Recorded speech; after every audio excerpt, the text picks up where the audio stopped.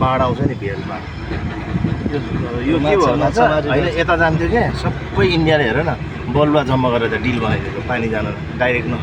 बाढी जाँदैन भनेर क्या माछा त मैले 300 रुपियाँ किलो लान्थेँ यहाँबाट एकचोटि यसरी जाँदा भने 5 किलो निक्लिन्छ 1500 दियो पहिला चाहिँ क्या अहिले त दिँदैन होला यस्तो एकचोटि जाल हाल्छ होइन यहाँनिर चाहिँ यतापट्टि जाल हाल्छ यसको ढोका भनेको यही हो त छपन्न ढोका यही छ सबै ढोका यता यता मैले देख्छु राम्रो ठुलो छ नि ढोका ढोका छैन त्यहाँ हेर खन्न खन्न हेर है त्यहाँ त्यो त ढोका खोल्ने हो क्या यो सबै यो ढोका उतार्ने हो क्या ढोका बन्द छ अहिले अन्त बाढी नै आएको छैन अनि माथि पानी नै परेछ यो होच रहेछ पुलै है पुल होचो भएको होइन बलुवा धेरै थुप्रेको हो क्या बलुवा थुप्रेर भ्याइसक्यो क्या पुलको म्याच सकिएको त कति 20 वर्ष भइसक्यो विकल्पको पुल अर्को प्रकाश पुल भन्नेमा यता चकरघटीमा बनाउने भनेको थियो त्यो पनि मिलेको छैन यो इन्डियाले आफ्नो भनेर बनाएको होइन ब्यारेज हो क्या यसको नाम चाहिँ कोसी पुल भन्दैन क्या ब्यारेज भन्छ क्या आफ्नो लागि बिजुली उत्पादन गरेर बनाएको थियो भरे नेपाल महेन्द्र सरकारको थियो महेन्द्र सरकारले यसो नापी गरेको त नेपालमा पर्दिरहेको क्या फाइदा चाहिँ नेपाललाई क्या यसो इतिहास छ नि त कोशी प्रदेश सुरु भयो यहाँबाट कोशी प्रदेश मध्य प्रदेशमा थियो हामी अघि सुनसरी भन्छ सुनसरी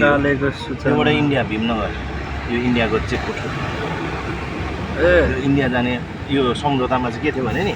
यहाँ हेर न यो नहर र त्यो नहर एउटै हुनुपर्ने होइन यसमा पानी बढी छोड्छ त्यसमा कम छोड्छ इन्डिया हो त त्यो त इन्डियालाई चाहिँ बढी पानी छोड्छ क्या हेर कत्रो बनाइदिएछ नहर क्या खास त नेपाललाई त धेरै छोड्नुपर्ने हो नि त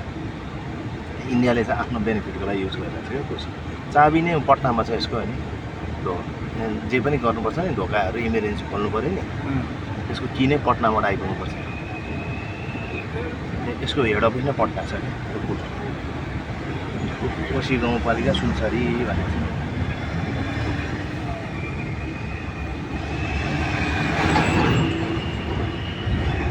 अब चाहिँ तिमीले इटली सिटली सबै देख्छ आई मिन सबै हेर्दै हेर्दै जाने भयो क्या त्यो मध्य प्रदेश के हेर्नु केही पनि टाटी नै टाटी हुन्थ्यो अहिले देखिहाल्यो बाटोमा हेर्ने केही छैन त्यहाँ जङ्गल र त्यो नाला भयो अब यता चाहिँ मलाई चाहिँ आफ्नो ठाउँ आएको चाहिँ रमाइलो लाग्छ कोसी कटेपछि हरियाली पनि छ त्यो घर बनाउनलाई माटो होइन ढुङ्गा यो उसको लागि क्या यहाँनिर के भन्छ अरे स्पोर्ट ड्याम बनाउन त्यो के त्यो जालीमा ढुङ्गा हाल्ने ए अब कहीँ जाली फुट्दैन कहिले काहीँ स्पोर्ट ड्याम फुट्दैन त अस्ति नै बाढी छिरेको होइन ए यो भनेपछि ल्याएर रेडी स्ट्यान्ड भयो 65 सालमा बाढी फुटेको थियो नि त्यस्तो फुट्ला कि भनेर चेक गरिरहेको छ नि त यहाँ त पुरै पेट्रोलिङ हिँडिरहेको छ आर्मीको पेट्रोलिङ हुन्छ त्यो कोसी प्रोजेक्टको आफ्नै पेट्रोलिङ हुन्छ इन्डियाले हेर्न आफ्नोपट्टिको बालुवा यसरी निकाल्छ क्या नहरको यति धेरै बालुवा निक्लिन्छ सबैभन्दा बढी बालुवा निक्लिने खोला यो हो क्या खोला नै बालुवाले पुरिसक्यो अझ बालुवा निकाल्यो भने फेरि इन्डियापट्टि क्षति हुन्छ ओभरफ्लो भएर जान्छ नि त गाउँमा त्यो सबै इन्डिया हो पालिदेखि यहाँ हेर त्यहाँ इन्डियाको को छ नेपाल इन्डियाको त्यो चुच्चो कि जङ्गे पिलर के म देखाइदिन्छु हेर है